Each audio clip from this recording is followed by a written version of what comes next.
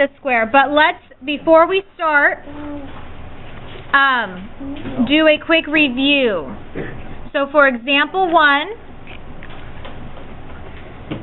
we have x squared minus 8x plus 16 equals 25. I want to solve for x. So what do I need to do? 25? I have to do what? Wait, okay, yeah. Yeah, bring over the 25 by subtracting, right? So we subtract 25. -9. So that gives me x squared minus 8x minus 9 equals 0. Okay, and then how do I solve for x? I want to factor, so what do I need to do? The diamond. So let's make our diamond.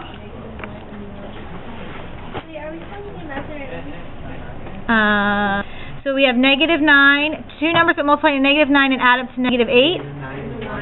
-9, +1. So x minus 9 times x plus 1 equals 0. And then how do I solve for x here?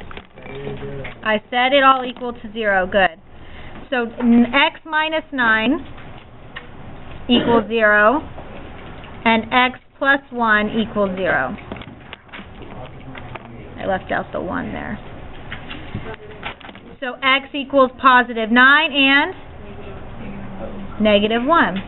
Good. You guys remember that? Yeah. Good. Okay. So that would be my answer. So let's try another one.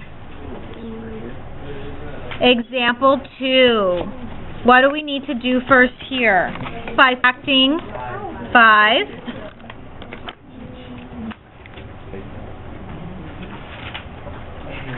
So that would give me x squared minus 18x plus 76 equals 0.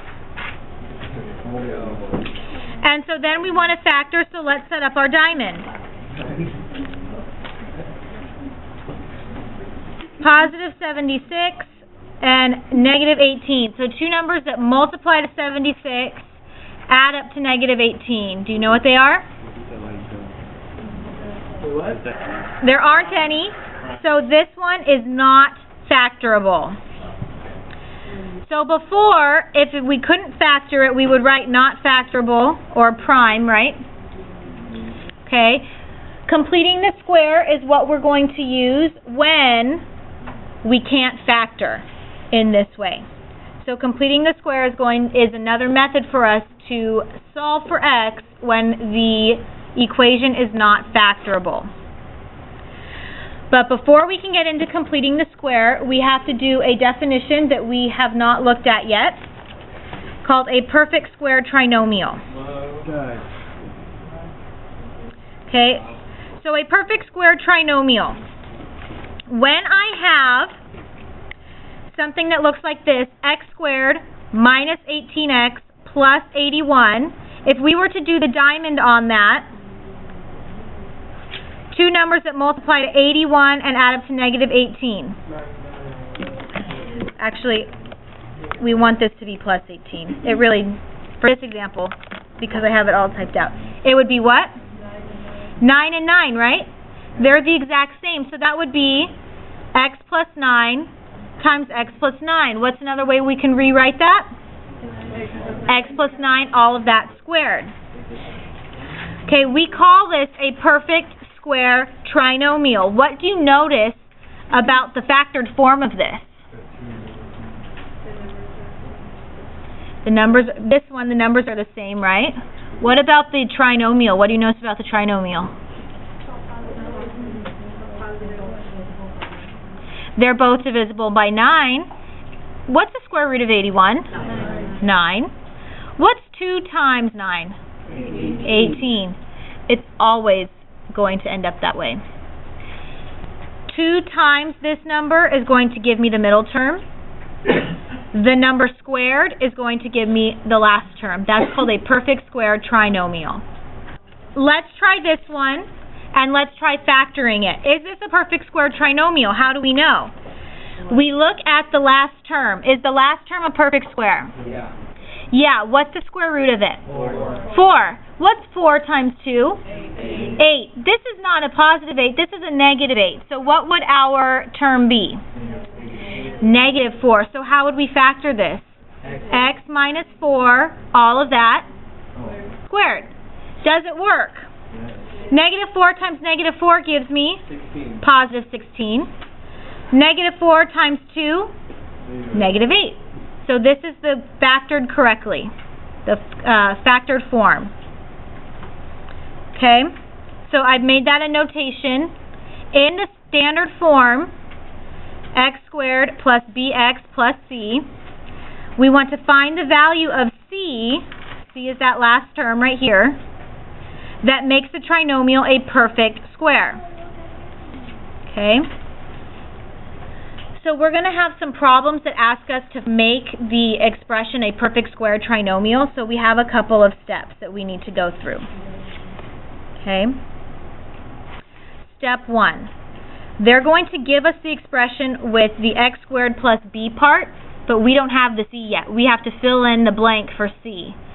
So what we need to do is we first take half of b, so whatever b is, and we divide it by 2. And we square that number, and that's going to give us c. c is always positive, because anytime we square a number, it's going to come out positive. And then we can rewrite it and the factored answer as x plus b over 2, all of that squared. So the first thing we're going to do is we're going to practice this. Yes, sir. Okay, guys, so what we're going to do is we're just going to practice making these expressions and turning them into perfect square trinomials. Because we don't know what the c term is, we want to find what c term makes this a perfect square trinomial, and then we want to factor it. So that's all we're doing right now. We're just practicing. So how do I find c? I do b over 2, and then I square the whole thing, right? So in this case, b is 16.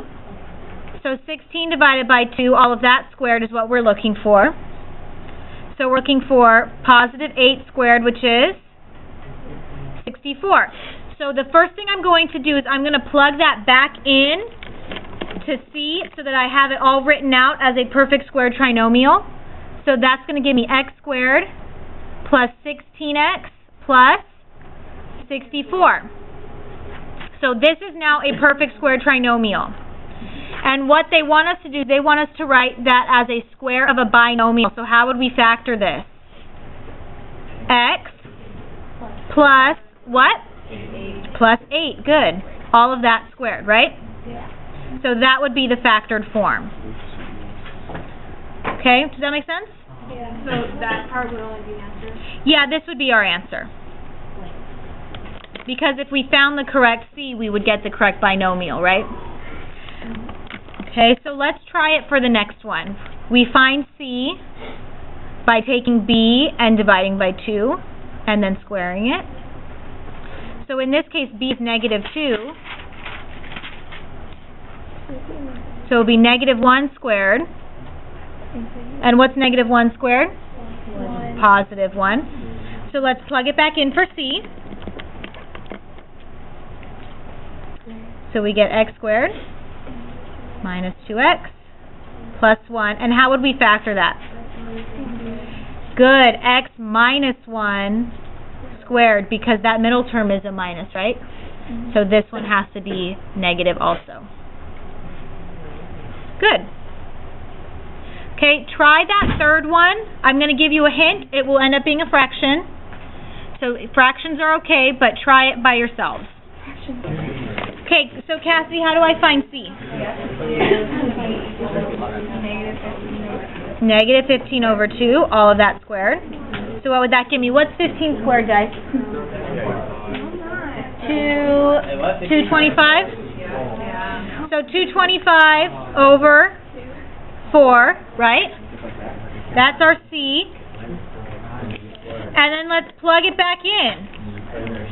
So x squared minus 15x plus 225, all of that over 4. That is a perfect square trinomial. What does it look like factored? X minus, what? 15 over 2 squared.